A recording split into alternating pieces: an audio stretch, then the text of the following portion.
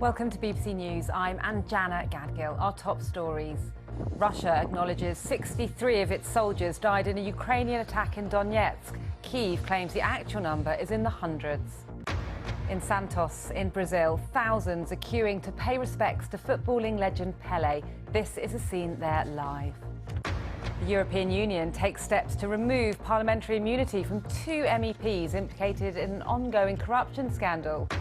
And feeling betrayed, Prince Harry says Buckingham Palace failed to defend him and Meghan before they stepped down as working royals.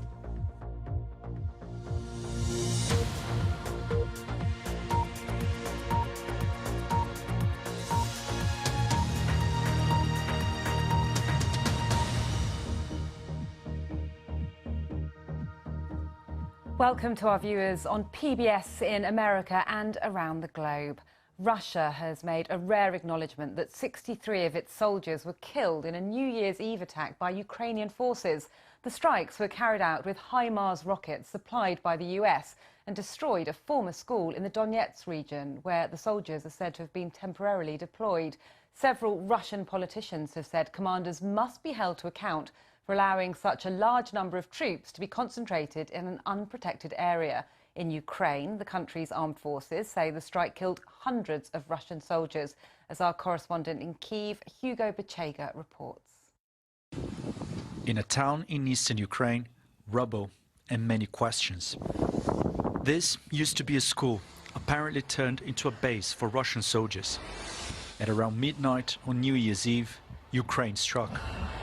How many were killed remains unclear. In Moscow, the army claimed the attack was carried out with rockets supplied by the Americans. But there was also a rare admission of casualties.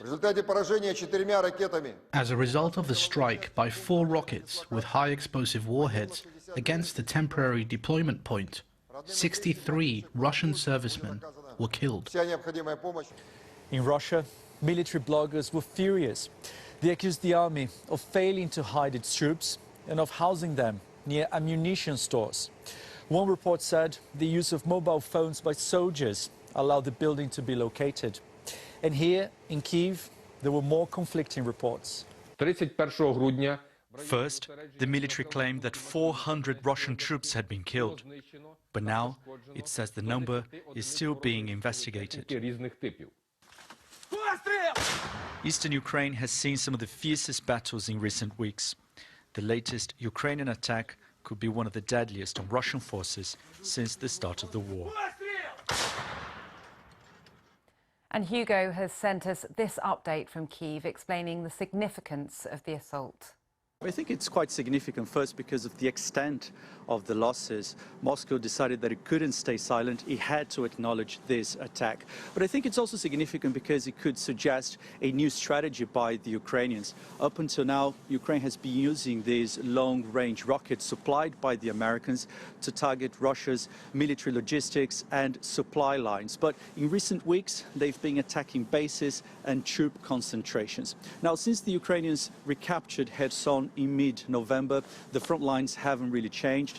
The Ukrainians have been saying that they're waiting weather conditions to improve to resume their operations to take back territory that's now under occupation. So I think these latest attacks could give us a suggestion of where this counteroffensive is likely to go next. Retired Brigadier General Mark Kimmett served in a variety of senior roles in the US Army and was a Deputy Assistant Secretary of Defense in the George W. Bush administration. He joins us now from Washington. Now, General Kimmett, you're very experienced with these HIMARS missiles that were used in this attack. Were you surprised at the amount of damage that was done? No, not really. They're very, very lethal. They're very, very accurate. I think if, in fact, 4 were fired, and hit an ammunition dump, that would explain the large amount of explosions and the large amount of casualties. So the Russian military has come under a lot of criticism at home for allowing these men to be located so close to the ammunition dump that you just referred to there. Why do you think that was allowed to happen?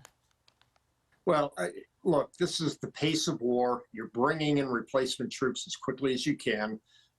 You want them to be near their ammunition in case that they're going to need it if these were artillery units, for example. But in this case, these replacement units were far too close, probably being garrisoned for onward movement. And there was an opportunity there, and the Ukrainians took it. Do you expect to see the Ukrainian forces use HIMARS missiles more and more? I really do. Especially now that we're in the wintertime when the front lines are fairly static. A little self-promotion here. I wrote about this for the Wall Street Journal about a month ago, advocating the use of the HIMARS primarily to go against the ammunition dumps, the personnel holding areas, the supply depots, so that we could start reducing the strength of the Russian troops and the Russian capabilities over the wintertime, so that when the spring offensive period comes, they're not nearly as strong as they would have been otherwise. Okay, well, a bit of self-promotion is fine. General Kimmett, we appreciate you joining us with your expertise. What else does Ukraine need to be doing this winter to win the war? Well, I think most importantly, I think NATO needs to get more and more equipment in there, needs to get those Patriots in there as quickly as possible. They need to refit, they need to rearm, they need to do some training on the new equipment that's coming in. As we are trying to see the Ukrainians reduce the capabilities of the Russians during the wintertime, they want to enhance and increase their abilities so they're at a decided advantage when the spring offensives come. And finally, President Zelensky has said that Russia has been trying to exhaust the Ukrainian people with drone attacks. What do you make of that as a tactic? It's exactly what you would have seen in 1940 in Great Britain. Hitler was attacking London and the major cities for the purposes of breaking the will of the British people. Putin is doing the same thing with Kyiv. He realizes he can't win on the ground, so he's trying to break the will of the Ukrainian people. But as you see with President Zelensky, as with Winston Churchill, he seems to be keeping the people on his side and willing to pay the price. General Kimmett, thank you very much for your time. Thank you. Brigadier General Mark Kimmett speaking to me just there.